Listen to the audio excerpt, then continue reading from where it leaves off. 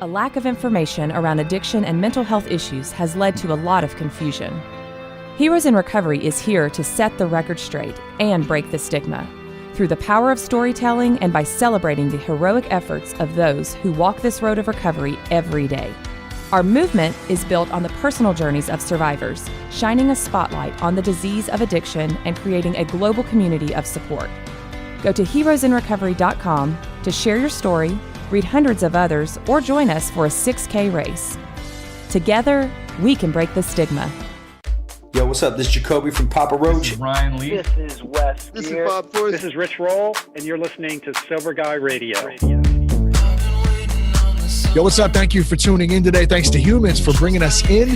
Thanks to you for supporting the show. I'm Shane Raymer, and you're listening to That Sober Guy podcast. And today we're talking to my friend Stacey Tickner. And Stacey is a hairstylist from Sacramento, California. Her first experience with alcohol was at the age of 13, and her drinking career began at the age of 23. What started, like many of us, just some social drinking, eventually escalated into a drinking problem over a 10-year period, which left her unable to moderate her own use. And as the desire to stop drinking couldn't overpower the impulse to continue, she realized that she needed some help. And in 2015, Stacey began to seek recovery in various forms to aid in her process towards a life free from the consequences caused by addiction to alcohol. She's found great value in listening to recovery podcasts, such as That Sober Guy. So much love on that. And many more out there. There's lots of good ones out there. And she's also began a path of implementing a Buddhist approach known as Refuge Recovery. So we're going to get to Stacey in just a minute. But first, be sure to check us out at thatsoberguy.com for past episodes and resources. You can also connect with us on Instagram at RealThatSoberGuy and on Twitter at Shane Raymer. And then we have a couple of live shows coming up I wanted to tell you about. Actually, this Saturday, December 1st at Journey Coffee in Vacaville, California. It starts at 7 p.m. We have special guest Wordsmith from Neighborhood Hope Dealer and my good homie Philip Wright joining us. And then also Shane Raymer and Mark Saratella present That Sober Guy podcast live at the Hollywood Improv. That's January 20th with special guest Darren Prince and Brandon Novak. So if you want any more information about tickets or either of those shows, you can go to thatsoberguy.com/live shows, or you can go directly to the improv.com/Hollywood and get tickets for that show there. Do you need some help? You can call Foundations Recovery Network at 877-714-1318. They have nationwide residential and outpatient facilities, and we've been working with Foundations for a few years now. They're amazing people, and they're great resources, and they're here to help you. So if it's you or a loved one who's struggling with addiction, you just have some questions, feel free to reach out to them at any time. Once again, that's 877-714-1318. And then the last thing, we just launched the How to Navigate the First 90 Days of Sobriety podcast video course.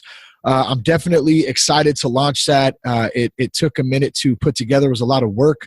I wore Wranglers and a hunting vest for like a day or two when I got out of sober because I was so fucking confused about what was going on in my life. Like, who is this new dude? Who am I? What am I doing with my life? I'm supposed to be this sober guy now.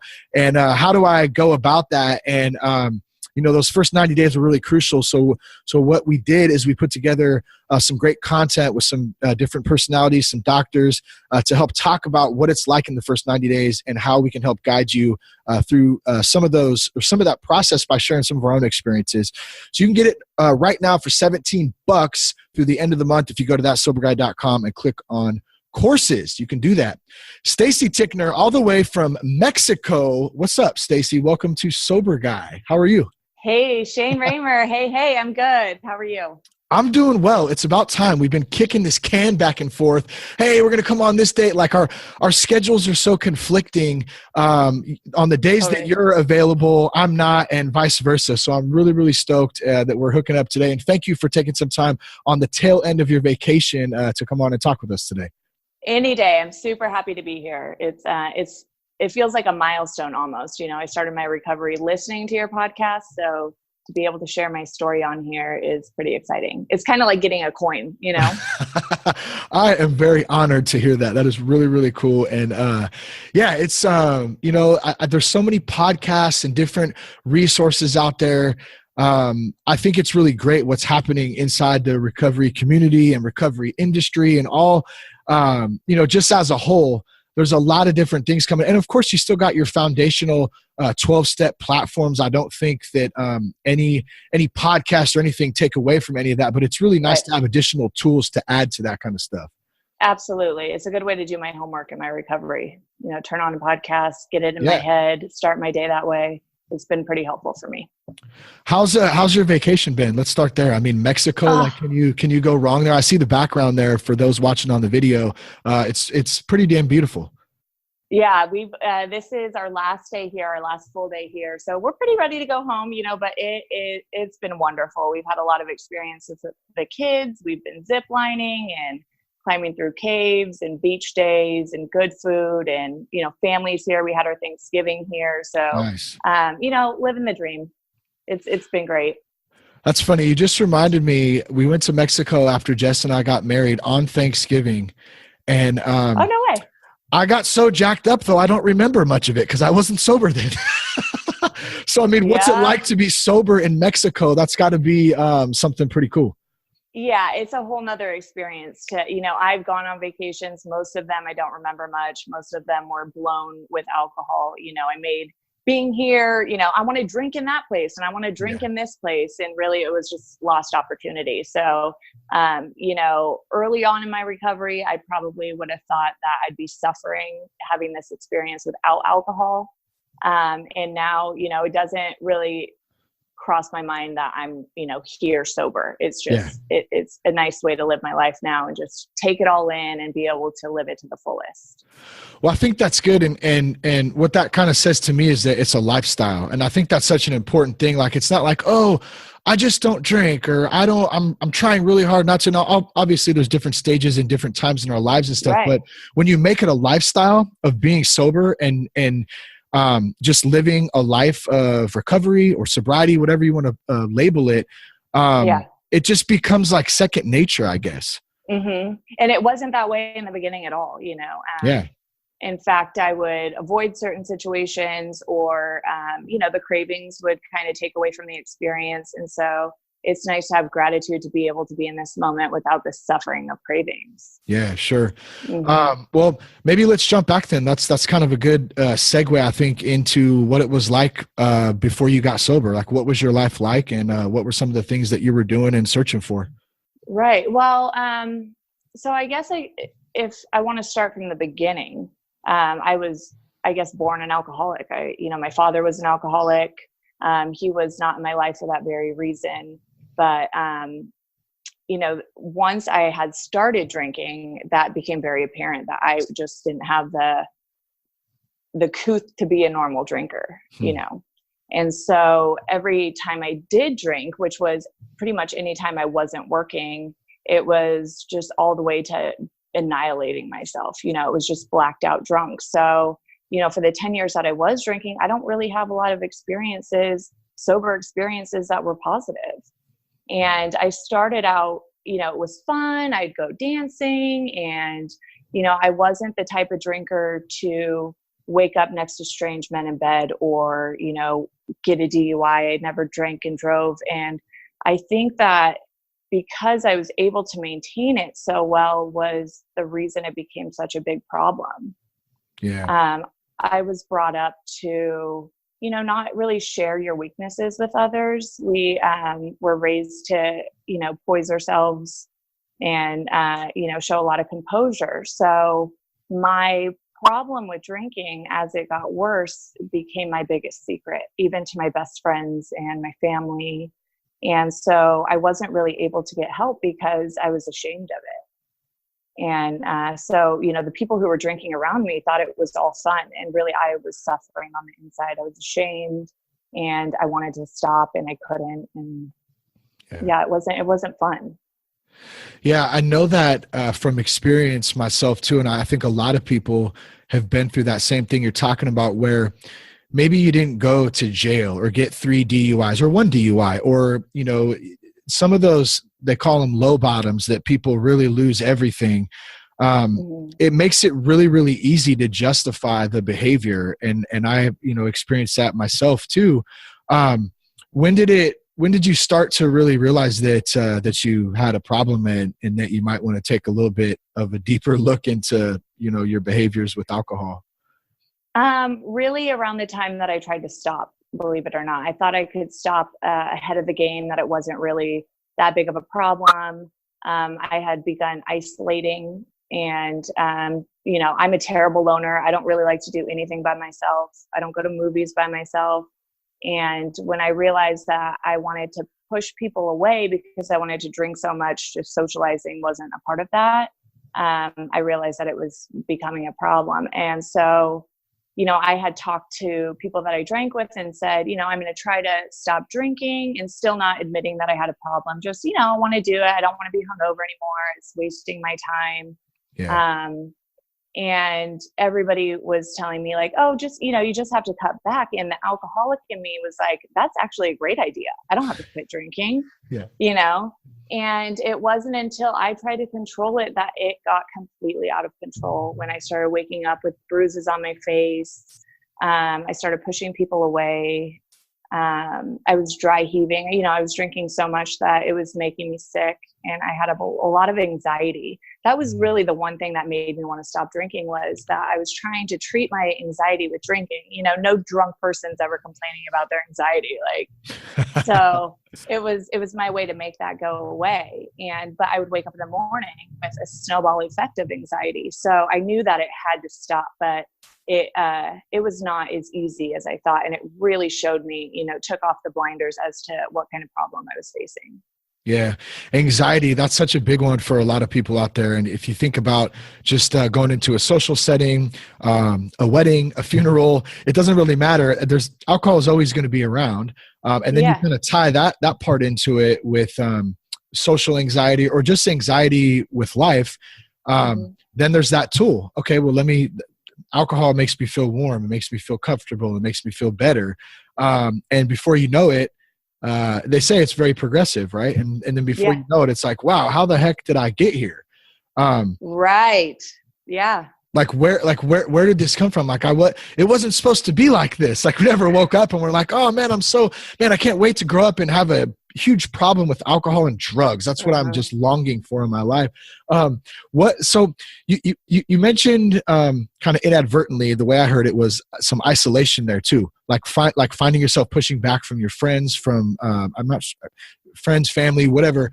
What was that like? When you start going back and wanting to be, alone? That's a really tough thing. Yeah. It just got to a point where I was drinking so fast, when I would start drinking, it wasn't really, when I started drinking. What did you drink? I drank Sailor Jerry straight out of the bottle. Damn, you're hard. Yeah.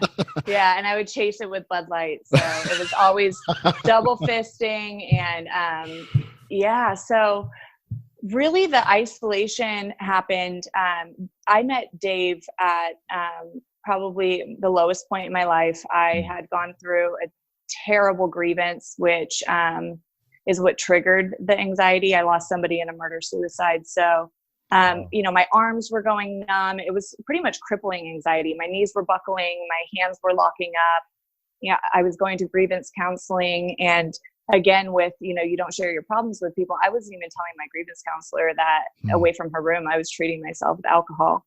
So I had met Dave at a pretty low point in my life. I was going through divorce. I knew he was trying to get his sobriety under control, and I was falling in love with him. And really all I wanted to do was crawl inside his skin and live there. I just wanted to be around him all the time, but I was pushing him away from me. And I knew that I was probably ruining the potential of our relationship because I wanted to be drinking, and I couldn't drink around him.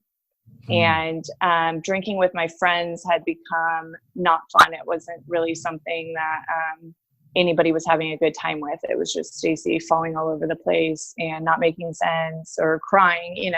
When you get to that point where you're just crying when you're drinking, it's just not fun anymore for anybody. Yeah. No, I want to mention real quick too.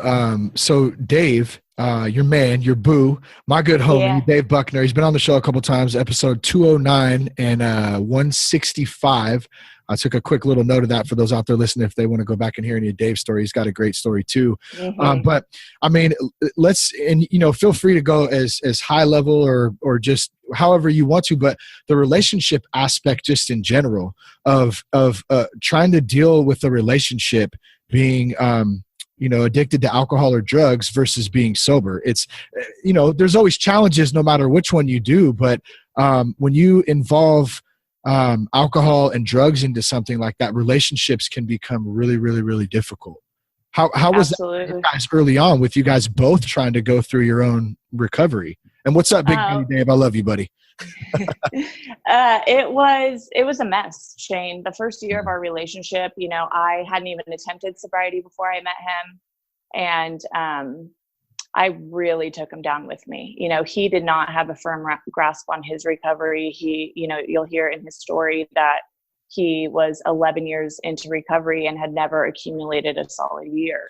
Yeah. So he used my drinking as an excuse to relapse, and I used his relapse as an excuse for me to continue drinking. So really, we were toxic in the beginning. And so it wasn't until I realized my codependent behavior in my early recovery, and Dave as well, that we decided to separate our recovery and to support each other, but to go on separate paths. We didn't have to be in the same stages as each other, and we didn't have to have the same recovery date, and we didn't have to drink when the other person did. And that was a crucial element of our success in recovery, was to not be dependent on the other one, because it's really easy to find an excuse in somebody else to make your drinking okay. Yeah, that's good, Stacey. You mentioned the codependency aspect of it.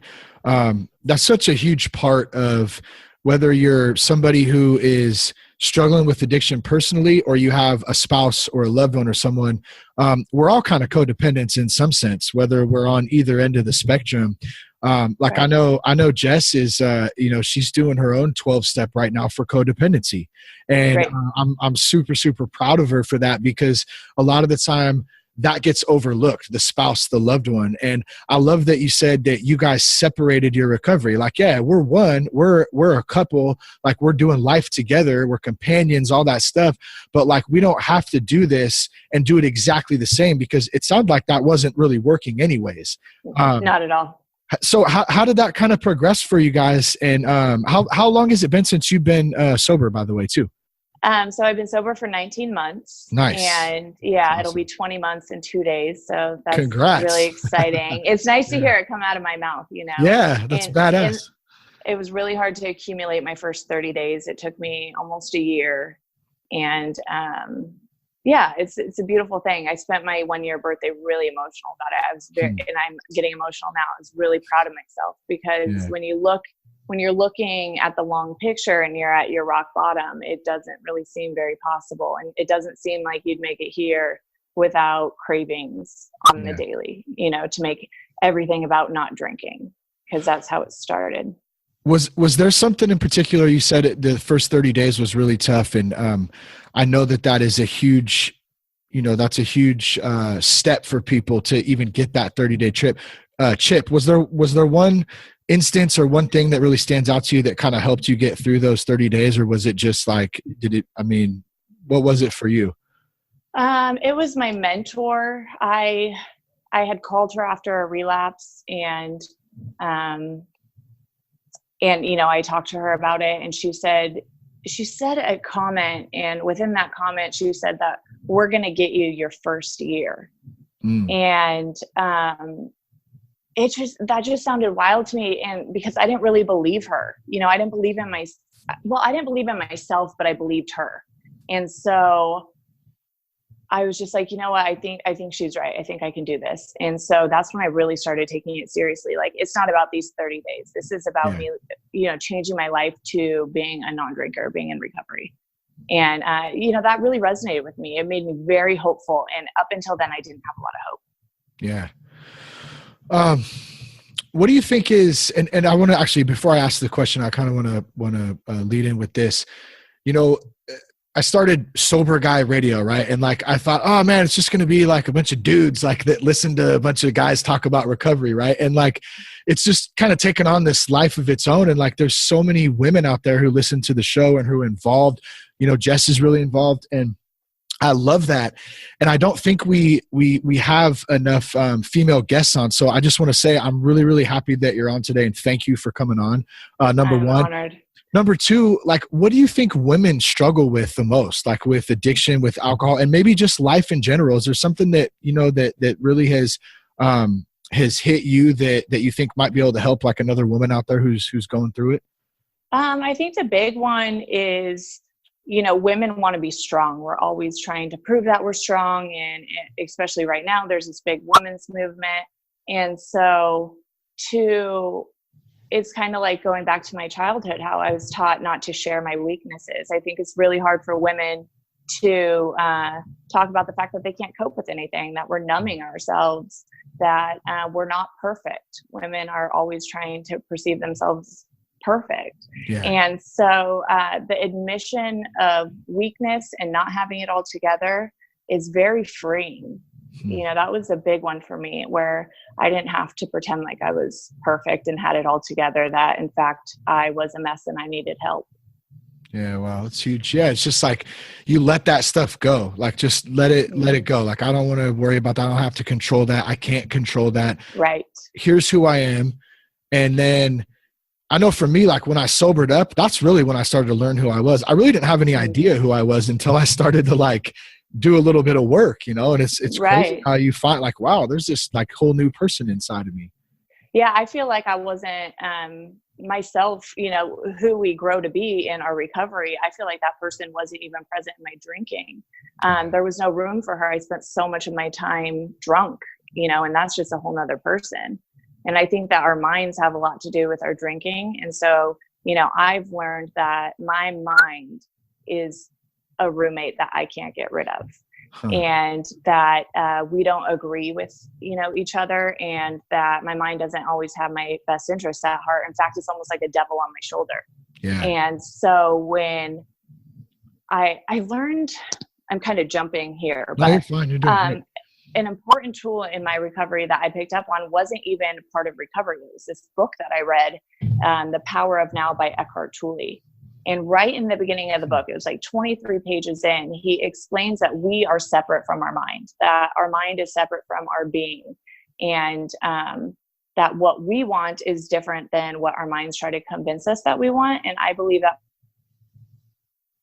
lives in my mind, and that Stacey, my being, wants things completely separate from what my mind's trying to convince me of what I want. So I was able to take that and really wrap my mind around that and observe what my mind is trying to convince me of from a third party without judgment, right? Yeah. My cravings were coming in and going, you want to drink. Nobody will ever find out. You can control your drinking, right?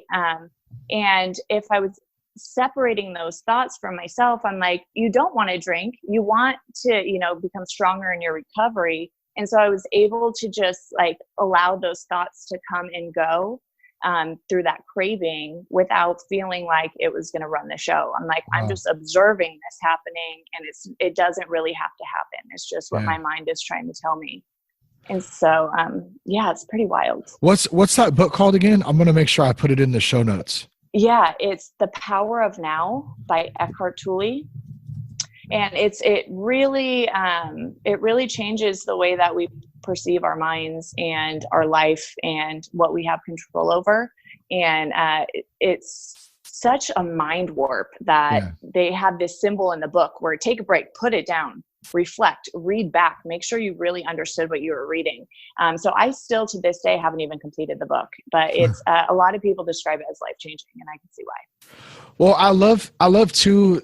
Like one thing I learned, and I know you and Dave both follow Refuge Recovery. Mm-hmm. And one of the things I heard Noah Levine say one time that has always stood out to me was that how he refers to his mind as the mind, because it's like a third party. And that's kind of what you're talking about a little bit. And when I started to put it into that context, it helped me understand a little bit how to deal with some of the thoughts that I had coming in, knowing that they're not connected to my heart, to my soul, to my spirit. That's not me. And it's okay to let those thoughts come in and say, okay, that's not a good thought. I probably shouldn't be thinking that right now. You know, whether it's a craving or whether it's just being an asshole or whatever it is. But I'm going to give myself grace on that, and I'm just going to let it slide on through. And because I know that, just like you said, that little voice up there, man, that's what had me running in circles for years out there, you know, doing drugs and drinking. And you know what I mean? And exactly. When I finally got a little grasp of that, and I'm still continuing to learn every day, of course, it started to make a little bit of sense. Yeah.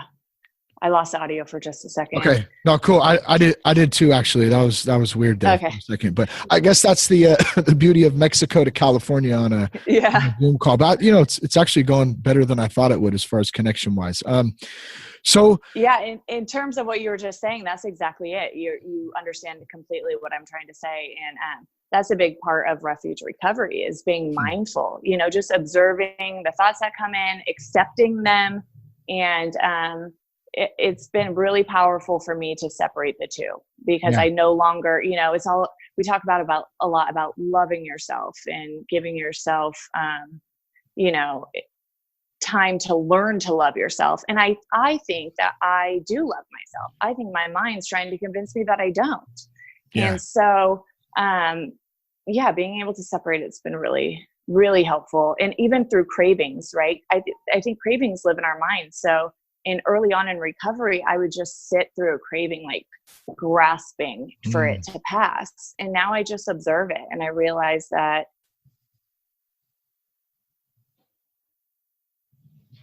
Oh, I lost you there. It's like, Stacey. There you go. Okay. You hear?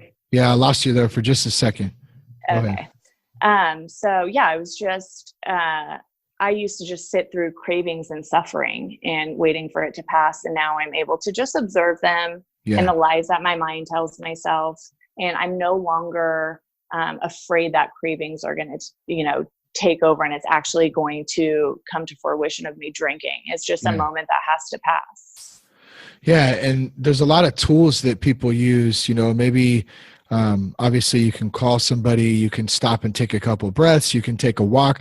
There's things that can be used to help those things pass. And I think the biggest thing, at least for me, and I mentioned it a minute ago, is giving myself grace on those. Like I used to think when I first got sober, like, man, damn it, Shane, why are you having those thoughts? Like, stop, don't think that, you know what I'm saying? And that's not like healthy. Like the more that I learned and started to work like my program and stuff, I learned that like, okay, those thoughts are normal. They're going to come in, they're going to happen, but let me just let them, like I said, slide on through and give myself a little grace on them. And like you said, they pass, they end up passing. How do you have fun in recovery? I know that's a big one. Like people think, oh, I'm going to go get sober. My life's going to be all lame and boring, but man, like being sober is so rad. Like, what do you do for fun, Stacey? Everything that I do is fun in recovery, and not really anything that I did in my drinking career was fun. Yeah. So I just really want to create moments with my children that they don't forget. And, you know, we were snorkeling and I was, instead of looking at all the fish in the coral, I was watching my son look at the fish in the coral. And, you know, for me, that was just everything. That was better than anything I was going to see in the water. Yeah. So just, you know, for fun, I just try to do things that I'm not going to forget and live them to the fullest and cross things off of my bucket list. But even if I'm sitting at home with my family, I think that that's fun. I'm no longer, you know, thinking of what I'm doing, like I said earlier, is doing anything without drinking. I'm just living my life and really with a lot of gratitude for recovery. Yeah. You know, the colors are prettier. I feel better. I think I was really sick, you know. I never felt good. And so I'm just really grateful to be here in Mexico with my children, with my health, with my mind getting stronger and my confidence in my recovery getting stronger. But again, not to take it for granted. I don't want to take any of this for granted. So how'd you get your son out of his Hugh Hefner bathrobe? I haven't. It's never going to happen. Our baby Huey. Yeah, God, that thing's gross. We just have to keep buying new ones so, we don't get grossed out. I was cracking up when I came over to your guys' house, and he's such a nice kid and a good kid and stuff. And he's kind of, well, at least, when I met him, he's a little quiet and stuff. I'm sure he's probably not around the house or whatever, but yeah, he was just kicking it, slippers, bathrobe, just hanging out. I was digging it. It's like, that is great. I'm like, put some clothes on, kid. Yeah. He's never going to outgrow that. It started when he was 4 and I bought him his first bathrobe, and that's just what he wears at home. It's pretty funny though. It's classic. Everybody calls him Baby Huey. Baby Huey. What's up, Baby Huey? Yeah. That's cool. Damn it. I had another question for you. What the heck was it now? Oh, that's what it was. So I wanted to ask you a little bit about business, like being a hairstylist, being in that business. That's a very demanding job. Not only are you making women beautiful, you're also hearing about all their problems and their issues, and you're almost kind of like a therapist in a sense. Mm-hmm. And it's stressful at times. And, I hear Jess come home some days and, she's had some long, tough days. And so I'm wondering how being sober and that kind of go hand in hand. And was it different? Were you still drinking before you were working, obviously, but how has that been for you? It's been interesting. The hard part was doing that job with the anxiety that the drinking brought to me. So, I tried to hide my anxiety, and that ultimately made it snowball, and you show up, you're driving to work in survival mode. Like, okay, I can do this. I'm not going to black out and have a panic attack. I'm just going to get into the flow of things. And my anxiety made a lot of things kind of go silent for me. So, it was kind of like the teacher or the radio on Charlie Brown, like, wah, wah, wah, wah, wah. And that's a really hard job when you don't have the power in your mind to absorb what people are saying and then respond appropriately, especially when you're trying to hide your anxiety. So I would walk in like, don't collapse. Don't let your arms go numb. Don't calm it on down. And then your client's like, do you think that if I wear this piece over here, see how that changes my face? Like, don't you see? And I'm like, I'm going to rip that fucking chunk of hair out. When you're going through your own shit and other people are presenting petty shit as a big problem, you just don't have the mental energy for it. And so it's a really hard job to have when you're going through your own stuff. Yeah. So what I did was I started admitting that I had anxiety. I started saying, I'm sorry, I have anxiety, which was a big step for me, Shane. Yeah. And I'm going to totally focus on your hair today, and I'm going to give you a magazine, and we're just going to make you really beautiful. And I had to create that boundary of, I can't take on your shit today. And usually I can. Now that's not really the case. And if I'm ever having one of those days, that's what magazines are for. But I have to protect myself and my own mental health. And because people are, they drop a lot of shit in your lap. Yeah. And sure. I am honored to be a person that can help them through that. But if it's at my own cost, I can't. I have to shut that down. And, I started firing clients that really were too draining for me. When I would look at my book and see a client on there and start like, oh, I want this over with, I started parting ways with those clients and referring them to somebody that could take them on. Yeah, that's good. Because you always think of, that it would be the other way around. Well, a client fires their hairstylist or whatever job it is, you know what I mean? But no, that's not always the case. If it's affecting mental health or there's certain aspects that aren't working out, like you have that option too. And it's good that you recognize that, because not all people can do that. Absolutely. And then on top of that, some days you probably just want to say, shut your pie hole. Here's a damn magazine. Yep. I'm going to make you look damn beautiful. You're going to walk out of here just feeling like $1 million, but I don't want to talk to your ass today. I love you. Yep. Yep. Usually I have a lot of gratitude for my career. I usually go, I can't believe I'm making this money to girl talk and make people look pretty. I love my job. I'm really thankful for my clients. A lot of them, we've been through a lot of shit together. I'm 15 years in the industry, and those people are really close. And most of them are my safe space. I feel really safe being honest with them and, talking to them. about my problems and talking about theirs. But every once in a while, you'll get a client where you're like, not for all the tea in China. Yeah. You got to go. Were they, you let them go. Were they pretty welcoming, or I don't know if you're open with them about just your struggles with alcohol and not drinking, you're sober now. If you did talk to any of them about that, were they pretty open and like curious about it, or what was their take on it from a client perspective? Most of them are like, how the hell are you going to do that? You know, that's pretty common. What does that even look like? Yeah. And then everybody was pretty much supportive to me. A lot of people, when I wasn't honest about how bad it was, again, tried to tell me that I could just moderate it. And it wasn't until I was like, you know, because in the beginning I kind of blamed it on Dave. I was like, oh no, I'm in a relationship with a sober guy. I can't drink because I wasn't ready to admit my own problem. But once I was like, I need to eliminate my suffering that alcohol is bringing to me. A lot of people were curious. A lot of people talked to me about their own concerns with their drinking. And I don't think I've lost a client over it. I don't think anybody, you know, I was afraid that people would think I was weak and that I didn't have it all together. And therefore I wasn't worthy of, you know, their time and their money or trusted with their hair. And that wasn't the case at all. That was just, again, my mind trying to convince things. That's funny. Yeah. And it's like the complete opposite. Like people actually are interested and they're like you said, that's a pretty common one too. Like, how in the shit are you going to do that? Like, how do you do that? I actually still ask myself that some days when I gotta bang my head up against the wall and just go, how in the hell are you still sober? Because you know, there's some challenging ass days, whether it's business or relationships or whatever, that just life in general. But I wouldn't change it for anything. Like, it's just it's such a better life than the life before. And I think that I can speak for everybody who's gone through addiction and alcoholism, that it's not fun. It's actually a lot more work than being sober. I think trying to figure out how I'm going to get high every day. So, oh, totally. It was ruling the show. You know, our addictions really take over how we're going to spend our time. They're like, no, you're drinking. Yeah. You know, or you're using, and it's pretty wild. How can I go to this event and make sure that I have enough substance to carry me through and not let anybody know how fucking high I am? Like, that's just like, wow, that's a lot of work to do that. You know what was really interesting, that reminds me, early on in recovery, I didn't know a lot about recovery. I didn't know what that path looked like or where to start.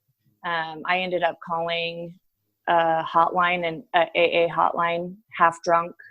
Second time being drunk that day by myself. I called the AA hotline and I called my mom and asked her to drive me to a meeting. And I sat in the meeting and, you know, they were there with open arms, but I knew that I had a long road ahead of me and I didn't know where to start. And so that's where the podcast came in. I found your podcast really on, like, definitely within the first 30 days of my recovery. I think a lot sooner than that. And I started listening and I felt like I was doing work to get like this ball rolling. But what was really interesting was, you know, because I was like, I couldn't wrap my mind around abstinence. I had to be like, Stacey, just tone it down. See what a day sober is like. I hadn't done that for 10 years. And so when I found the Refuge Recovery book, they have you take your inventory and they have you elaborate on all these answers. Like, suffering is craving. List, you know, talk about a situation where you craved more. And just like you were saying right now, I'd be like, I'd get an invitation to a baby shower and I'd be like, I hope this is a drinking baby shower. And I hope it's like a fucking drinking baby shower, you know, or else I'd like dodge out of there. And I was all these situations that I wanted to be a part of. I was just hoping that everybody was drinking on my level so I didn't stand out as having a problem. And I really navigated my life into these situations where binge drinking was the thing to do.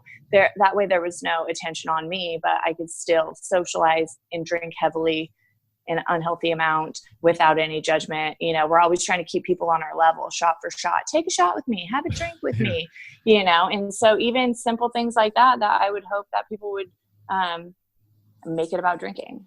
Yeah, it's funny, like how everything you make it about drinking. Like you said, a baby shower, or I was saying earlier, a funeral, a birthday, a wedding. Like, is there going to be people getting jacked up there? And is that, okay, cool, then I can go, you know what I mean? And now it's like, man, take a shot by your damn self. You don't need anybody. You want to go take a shot, go ahead. Like, I don't join you, you know, but, well, let's, we're going to wrap this thing up. We just got a couple minutes left. Yeah. One last question I wanted to ask you is, you know, and this is, and you've shared a lot today, and I really appreciate you again coming on. Yeah. I love you and Dave. Like, we definitely got to hook up soon. We've been saying like, oh yeah, me, you, and or me, Dave, and you and Jess, we're going to get to stuff, and we'll do that sooner or later. But, I just wanted to kind of end with maybe one more piece for anyone out there listening.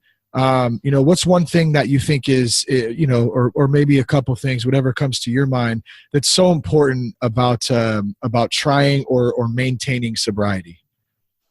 Number one, you know, there's always these little phrases in AA and in recovery in general. And, you know, we hope that when we go to a meeting, we take a couple things that resonate with us. And the one that I constantly have to remind myself of, because again, my mind's trying to convince me, like, you learned some things and now you could be a normal drinker. But I always remember that you can't unpickle a pickle. You know, I am an alcoholic. There is no healthy drinking for me. There is no normal drinking for me. And even if I'm able to have one beer and stop, I would finish that later. That would eventually turn into my old habits of drinking. So just truly understanding that abstinence is the only way that I can live my life. Abstinence from alcohol, and, you know, just not looking back. That's good. Stacey Tickner, thank you so much for coming on the show today. Thank you. Instagram, anyone, you want to throw out any of those links or anything? Are you good? Yeah, I'm Stacey Tickner on Instagram. My hair page is Stacey Tickner Hair. Cool. That's me. Yeah. Yes. Thank you so much, Shane. Like I said, it's like getting a coin being on the show today. So thank you for having me. Yeah, it's awesome. Thank you. You guys have a safe rest of the trip in Mexico. Give Big Dave a big hug for me. And I will. Yeah, absolutely. Well, thank you for tuning in today. You can check us out at thatsoberguy.com. You can connect with us on Instagram at @realthatsoberguy, @Shane Raymer on Twitter. Peace, love, and respect. Keep your blood clean.